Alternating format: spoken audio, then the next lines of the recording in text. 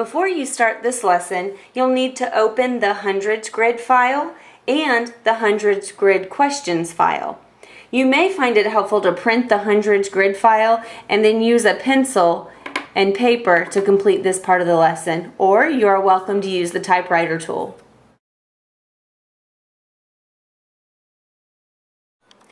Today we're going to talk about large numbers, and we're going to start with this grid.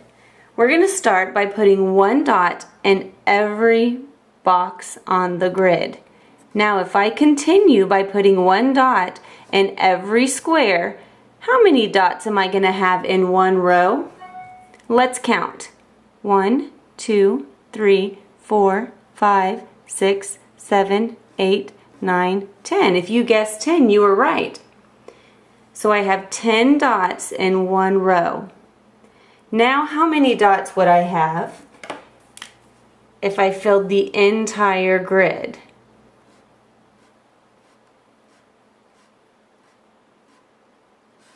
I'm going to pause here and let you do this on your own.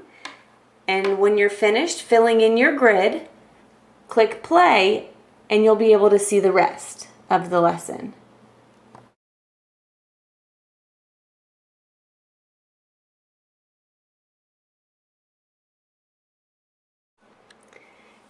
All right, have you filled your entire grid with dots?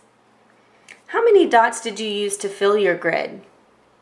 If you guessed 100, you're correct.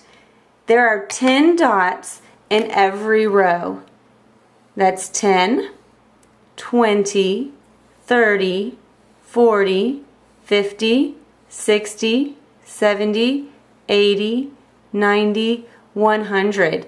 So if you counted 100 dots in your grid, you're correct. Now, I want you to look at another blank grid. How many dots are going to fill that grid? You can put one dot in every square and count if you would like. Or if you remember that there were 100 in one grid, you can know that there are 100 in this grid.